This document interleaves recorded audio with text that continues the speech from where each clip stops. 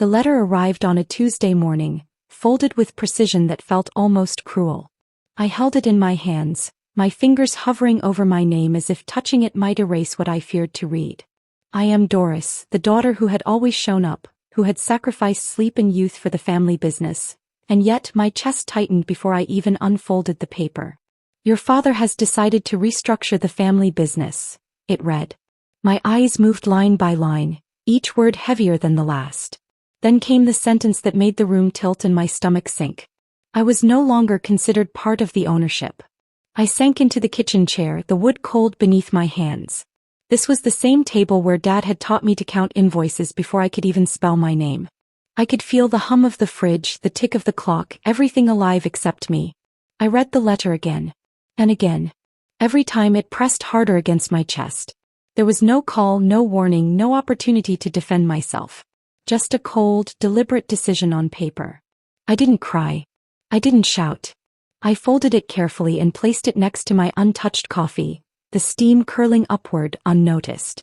My father had cut me out not for laziness, not for failure. 6 months ago, I had asked one question I wasn't supposed to.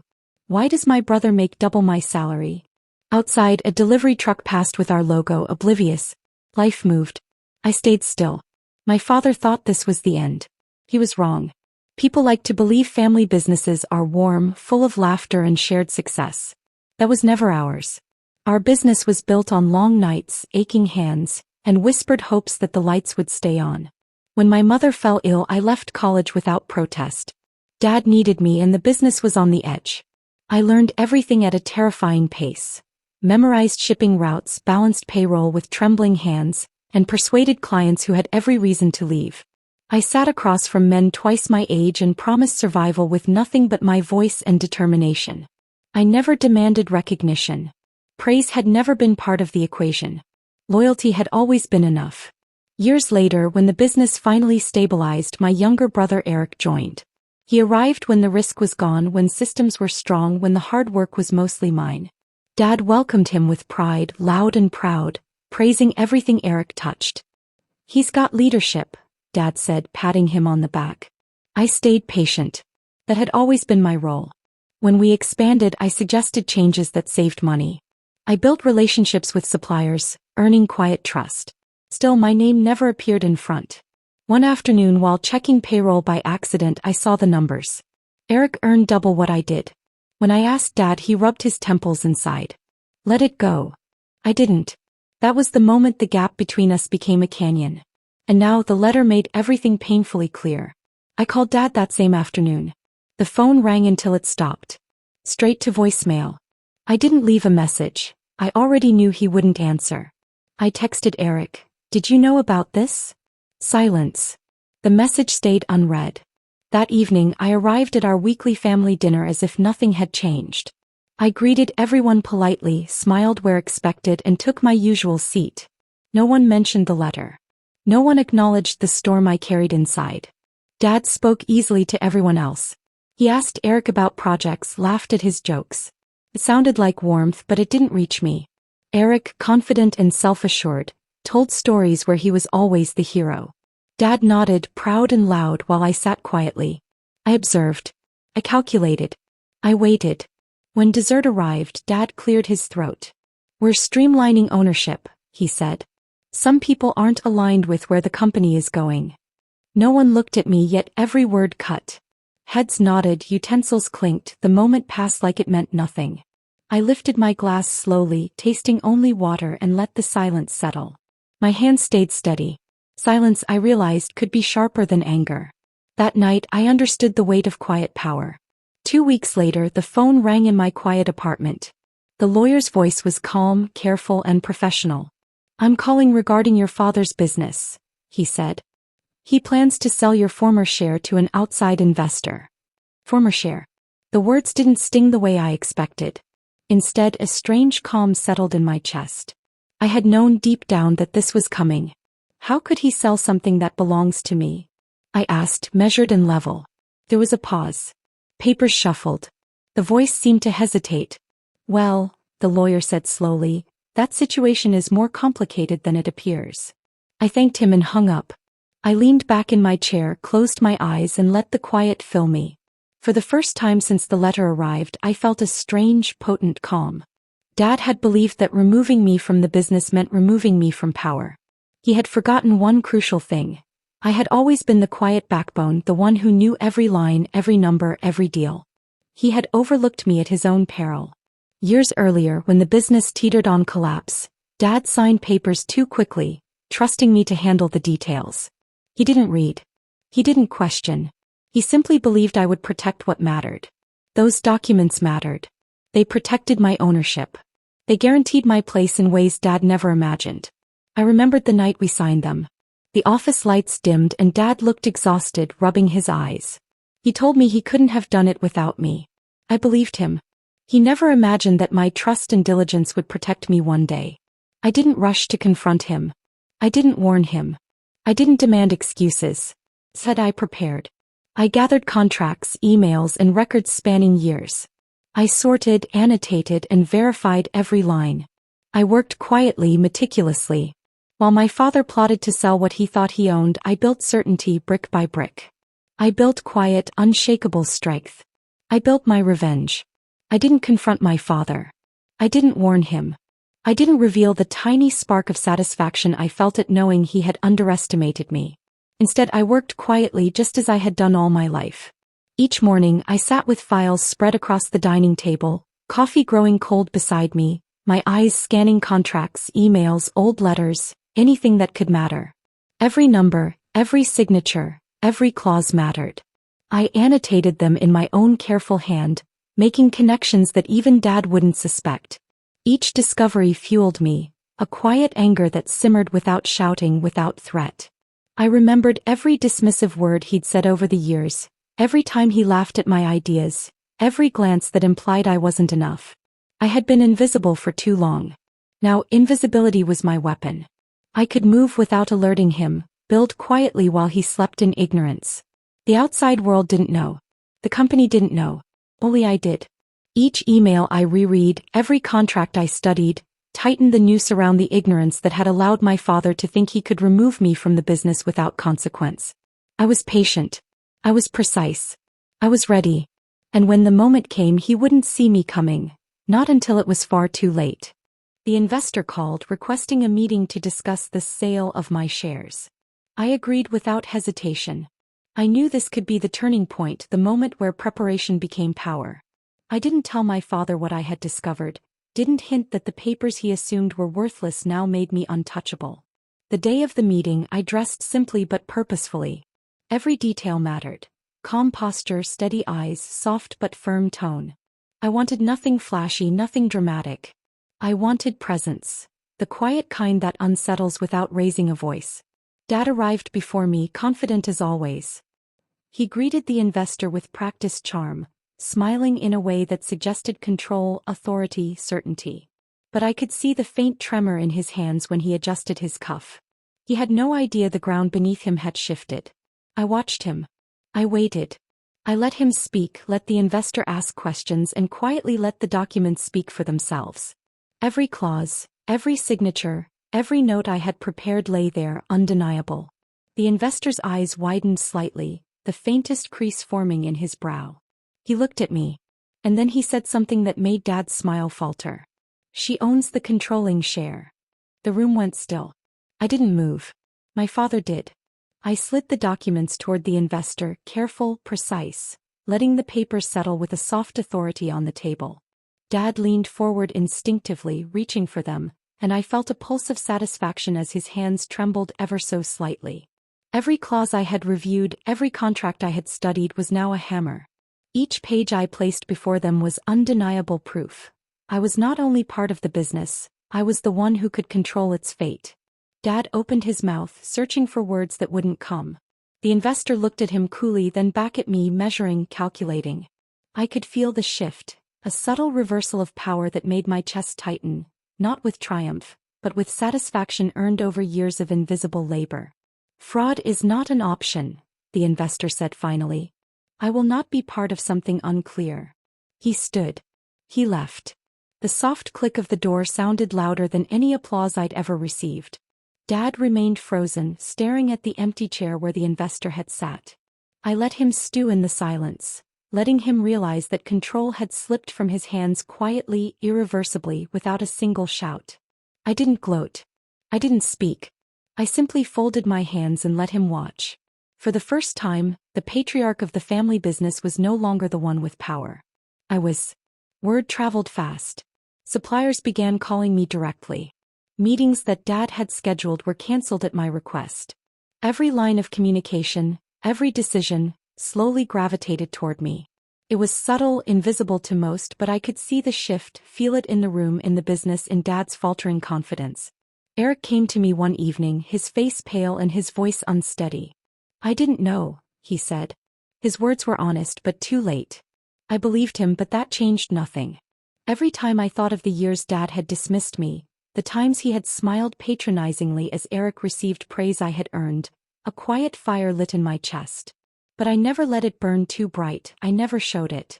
My revenge was silent, built carefully like the foundation of a skyscraper. The more I acted as though nothing had changed, the faster power consolidated around me. It was poetic in a way. The child he had mocked became the one he could not ignore. Every smile he had once given to me now seemed forced when he realized control had shifted. I had been invisible for decades. Now invisibility was strength. And strength had patience. Dad finally asked to talk. He spoke slowly, carefully, offering apologies that sounded hollow. He lingered on phrases like, "I didn't realize," and "I misjudged," but I had already heard them all before. I listened, nodding, but said nothing. I could have destroyed everything he had built in a moment. I could have revealed every hidden truth, every loophole, every weakness. I could have taken satisfaction in humiliation. But I didn't. Instead, I chose control. I chose patience. I chose to consolidate power quietly, ensuring that every move I made was deliberate, irreversible, and undeniable.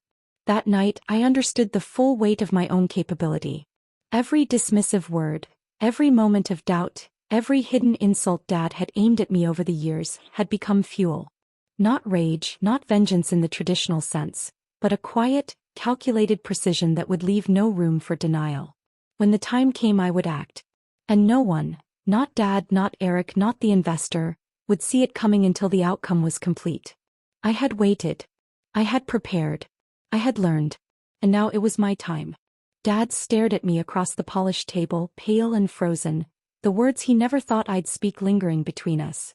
"You planned this," he whispered, disbelief shaking his voice. I shook my head slowly, letting the silence fill the space. "No," I said quietly. "You did." Every corner of the room carried the echoes of my patience, my years of unseen effort, my quiet understanding of every contract and clause he had dismissed. He had underestimated me, assumed I would stay invisible forever, but I had learned how to turn that invisibility into power. Eric's mouth opened, then closed, caught between shock and helplessness. Dad had relied on his charm, his authority, his years of control. But the foundation he built had been mine all along. Every calculation, every strategy, every late-night negotiation I had done while he slept unaware now shifted the balance completely. I didn't gloat. I didn't raise my voice. I simply let him watch, his eyes widening as he realized he had already lost. The investor had left. The room was empty save for us. And yet the atmosphere was heavy, charged with the quiet truth. I was no longer a shadow. I was the one holding the reins. And Dad could feel it, though he would never admit it aloud. Word spread faster than I had expected. Clients, suppliers, and partners began calling me directly, bypassing my father entirely. Emails meant for him now landed in my inbox. Meetings scheduled under his name were quietly rescheduled under mine. I didn't chase the power. I simply let it arrive, subtle like a tide pulling the coastline. Every whispered confirmation, every signed contract that required my attention, reinforced the truth Dad had long ignored. I was indispensable. Eric showed up at my door one night, hesitant, pale, and uncertain. "I didn't know," he muttered. I believed him even as his guilt hung in the air. But belief didn't matter anymore. The structure of the business, the respect of clients, the trust of suppliers, all of it shifted toward me. The satisfaction wasn't loud. It was quiet, measured, and deep. It settled into my chest like a steady flame. The years of being dismissed, laughed at, underestimated, all funneled into a precision that could not be undone. I walked through the office, past the familiar desks, past the echo of my father's once commanding voice. Everything I touched, every call I made, built momentum. I had waited, and patience had transformed into unstoppable force. Dad had created the weapon that would undo him. Me. The following week, Dad finally summoned me to his office. He looked older, thinner, the color gone from his face. His voice wavered as he attempted to sound casual. "Doris, can we talk?" I nodded, calm and steady. Every step I took toward him was deliberate. I carried no anger. I carried control. He tried to explain, to apologize, to soften the years of neglect and dismissal. "I misjudged you," he said. I never realized. His words faltered under the weight of everything unspoken. I listened quietly. I let him believe he had a chance to sway me. But there was nothing he could say that would reverse what had already shifted. My ownership, my authority, my presence, they were no longer dependent on his acknowledgement. Eric lingered outside the office, unsure whether to enter. I ignored him. My attention was on the subtle tremor in my father's hands, the hesitant glance that betrayed every mask of control he had worn for decades. I could have humiliated him at that moment. I could have unleashed the full weight of the truth I had built with years of effort. But I didn't. Instead, I let him stew in quiet realization. Every word he had ever underestimated, every slight he had thrown, returned to him silently through my calm, deliberate presence. Power, I reminded myself, was patience made visible. Dad tried again over the following days with emails, phone calls, and brief meetings. He offered apologies, explanations, even subtle flattery. I responded with nothing but professionalism, letting every interaction reflect the control I now held. Clients and partners noticed. Suppliers shifted contracts my way. Even Eric, hesitant and awkward, began deferring to me without a word. It was as if the business itself recognized the truth before my father did. Every night I reviewed the contracts, the agreements, the minor details Dad had once ignored. Every line of text became a testament to years of unseen work. Every decision I made quietly reinforced the authority I had claimed. I had been patient for decades. Now every carefully executed choice built momentum, a slow crescendo that no one could stop. My revenge wasn't loud. It was meticulous, deliberate, and unstoppable. And still I let it unfold silently. There would be no outburst, no drama. Just quiet precision, the kind that leaves no room for debate. By the time my father realized the full extent of what had happened, the business had shifted entirely into my hands. And he could do nothing but watch. That night I sat in my office alone, reviewing the last emails, the last contracts, the last proofs of my ownership. I could have destroyed him, taken everything and left. But I didn't. I didn't need to. Control was sweeter than vengeance. Quiet, deliberate, undeniable control. Every dismissive word, every laugh, every slight Dad had ever cast my way had fueled this moment. Every slight, every doubt, every underestimate had become a tool I wielded effortlessly. I chose patience over rage, precision over drama. I had worked silently for years, building what no one thought I could: authority, credibility, respect. And now it was mine, undeniable, unshakable. Eric would follow, partners would obey, and Dad, he would have to watch as his own assumptions collapsed under the weight of my quiet, steady power. I had waited. I had prepared. I had learned. And the moment was complete. I became CEO quietly. No fanfare. No announcements. Just a soft, deliberate shift that left the office humming with subtle tension. Dad had handed me the reins without realizing it, thinking I would falter under scrutiny. I didn't. I walked the halls, observed every employee, every supplier, every silent watcher. I didn't need to shout authority. I let it radiate in the way I moved, the questions I asked, the small but deliberate choices I made. Each decision reinforced my position. Each minor correction reminded everyone I was the one who understood the company's pulse. Dad tried to intervene once. A minor issue easily dismissed. I allowed him the illusion of control for a moment, then corrected it quietly, confidently. The subtle shift in his posture told me everything. He knew he was no longer the captain of this ship. Eric watched, hesitant, uncertain, finally starting to follow my lead. His laughter, once loud and arrogant, became quiet, measured. The office adjusted slowly without resistance. I had built this moment over years of patience and invisible labor. Every late night, every overlooked suggestion, every ignored achievement had led here. This wasn't victory in a moment of drama. It was a slow, quiet triumph, the kind that leaves the observer breathless when they finally realize the full truth. And I savored the knowledge that Dad would never admit how meticulously I had outmaneuvered him. No one left the office that night without sensing the change. I didn't announce it. I didn't hold a meeting. I simply acted with authority, quietly adjusting processes, improving systems and reinforcing respect. Dad tried to intervene again, offering advice, questioning small decisions. I listened, nodded, then implemented solutions I had already prepared. Each suggestion of his faded into irrelevance. His confidence faltered under the weight of my silent, unyielding control. Eric's hesitation turned into reliance. He began to consult me, waiting for guidance. Partners who once sought Dad's approval now sought mine. I didn't push. I only moved quietly, deliberately, letting the world adjust to the reality they hadn't yet realized. I was in charge. I reviewed contracts, employee evaluations and supplier notes.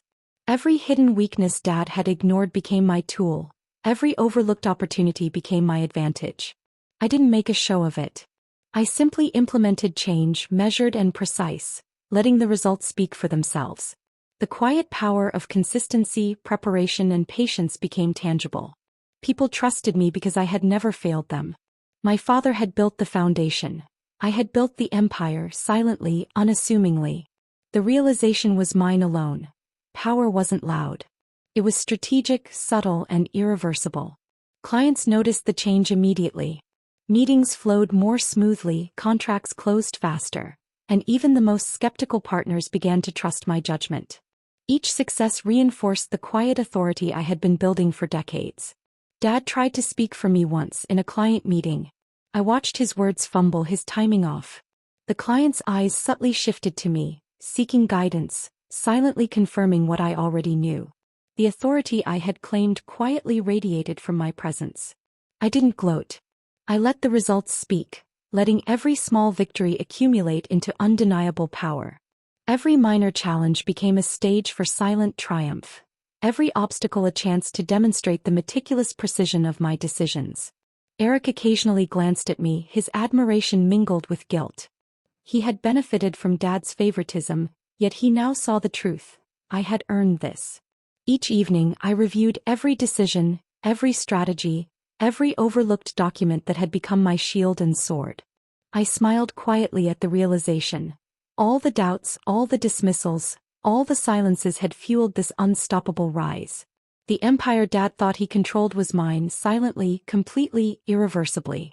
Family dinners slowly turned into quiet battlegrounds. Nothing was said directly, yet everything was understood. My father's once commanding voice softened over time, now carrying caution instead of certainty. He chose his words carefully, as if every sentence might expose how much control he had already lost. I noticed the pauses before he spoke, the way his eyes searched faces for reassurance he no longer owned. I listened more than I spoke. When I did respond, my words were measured, calm and intentional. I didn't challenge him openly. I didn't need to. Subtle comments, gentle redirection and quiet confidence shifted the conversation without resistance. Power no longer needed to announce itself. It simply existed. Eric still tried to insert himself at times, offering opinions to clients or family members, hoping to sound certain. I allowed it occasionally, guiding him just enough so his words aligned with the direction I had already chosen. He didn't realize it then, but even his confidence now moved through me. The business, once divided by favoritism and silence, now operated like a single body under my control. No one could point to when it happened. They only felt the change. Walking home one evening, I reflected on the years of invisibility. Every slight, every dismissive laugh, every moment I was overlooked had become fuel. I didn't fight the silence. I learned from it. The satisfaction wasn't loud. It lived in precision and patience. My father would never admit it, but he knew. He felt the shift and understood it could not be undone. I had waited. I had planned. I had acted. And yet something deeper was still coming. Growth became exponential. New contracts flowed, profits increased, and even the most critical clients praised my approach. Every strategic decision, every carefully placed move strengthened my influence. I didn't need to assert dominance. I simply acted and people adjusted. Suppliers deferred to me. Employees followed my subtle guidance. The office moved efficiently, effectively, under my quiet command. Dad watched, powerless. Every attempt to assert authority failed against the invisible wall I had built. Patience, preparation, and precision. Eric, once cocky and assured, now sought my counsel before making any decisions. He had learned the hard way that I had always been the one who understood the heart of the business. I reviewed every line of communication, every contract, every note Dad had once ignored. Each one became a thread in the web of control I had constructed silently over years. Power was not flashy. It was careful, deliberate, and quiet. And when wielded with precision, it was unstoppable. I had waited decades for this moment. And finally, the empire I had built in shadows shone in silence, leaving my father with nothing but realization. The moment of reckoning did not arrive with shouting or slammed doors. It came on a quiet afternoon when my father asked me to step into his old office. The room still smelled like paper and coffee, just like it had when I was younger. He closed the door gently, as if noise itself might betray how unsure he felt. He looked older than I remembered. Smaller somehow. The man who once filled every room now sat behind the desk like it was too large for him. "I never thought it would end like this," he said. I stayed silent. Silence had always been my strongest ally. It had protected me when words would have only weakened my position. Slowly he admitted the truth. The board listened to me now. Clients trusted me. Suppliers returned my calls first. Every sentence sounded heavy in his mouth. For me, it felt like balance finally settling after years of strain. "I wanted to protect the business," he said, his voice low. "So did I answered. That was the truth. Not revenge. Not anger. Protection built through patience." He asked what I planned to do next. His voice held fear instead of authority. "I'll keep building," I said. "The way I always have." He offered an apology. It sounded careful, rehearsed, but sincere enough. I accepted it quietly, not because it erased the past, but because carrying it no longer served me. When I left the office, I understood something clearly. I didn't need him to admit he was wrong. The world already had. Eric came to see me later that evening. He didn't arrive with excuses this time. No jokes. No confidence. Just honesty. He told me he finally understood how much I had carried while praise followed him simply for showing up. "I thought you didn't mind," he said softly, staring at the floor. "I minded," I replied. "I just didn't stop." The words surprised him. They surprised me too. There was no anger behind them. Only truth. He asked if I blamed him. I shook my head. Favoritism had been given, not stolen. Responsibility rested where it always had. For the first time, he didn't argue. He listened. After he left, I stayed late at the office alone. I walked slowly through the halls, touching the walls I had helped paint years ago. I ran my fingers over desks I had assembled, systems I had designed quietly while others took credit. My fingerprints were everywhere. I realized then that my triumph wasn't about taking something from my father or correcting my brother. It wasn't about proving anyone wrong. It was about finally seeing myself clearly. I had always belonged here. I just stopped waiting for permission. The company announcement came a week later. It wasn't dramatic. No speeches. No applause. Just a simple email explaining the transition and my father's retirement. It was framed as his choice. That kindness was intentional. People congratulated me quietly. Some looked relieved. Others looked uncertain, unsure how to react now that the balance had shifted. Several told me the same thing. The company felt steadier. Safer. That mattered more than praise. I made changes slowly. I respected the past, but I corrected what had been ignored for too long. I raised wages where effort had been overlooked. I rewarded loyalty instead of loudness. I listened before deciding. Trust grew faster than profit ever had.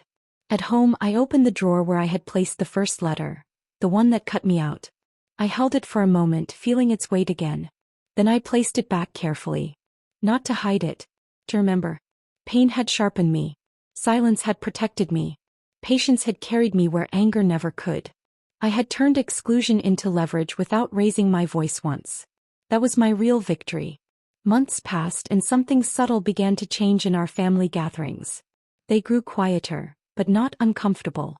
Honest in a way they had never been before. My father no longer dominated the room. He no longer spoke first or loudest. Instead he listened. He asked fewer questions and made fewer declarations. Sometimes, when conversation drifted, I caught him watching me from across the table. His eyes held something I had never seen clearly before, regret softened by respect. He never apologized. He never explained himself. And strangely, he didn't need to. I had learned that closure doesn't always arrive as words. Sometimes it arrives as recognition. Sometimes it comes from standing calmly in a place you were once told you would never reach, and realizing you belong there without permission. At night I slept deeply. No more replaying arguments. No rehearsed conversations. No tightness in my chest. The weight I had carried for years, the need to prove, defend, or justify, had quietly lifted. Work continued to grow, but my definition of success had changed.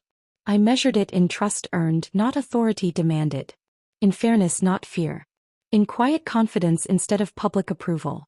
I no longer rushed to explain myself or fill silence. I let it exist. I let people reveal themselves without interruption. For the first time in my life, everything felt balanced. Not because I had won something, but because I had stopped carrying what was never mine to hold. I didn't feel victory. I didn't feel the need to celebrate or remind anyone what I had endured. What I felt was peace.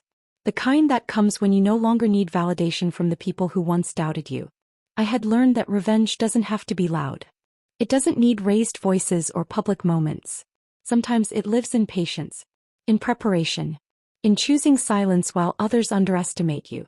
I learned that power is earned quietly and kept carefully. That loyalty to yourself matters more than approval. And that being overlooked can become an advantage if you stay steady long enough. I didn't take anything that wasn't mine. I simply reclaimed it. And that was enough.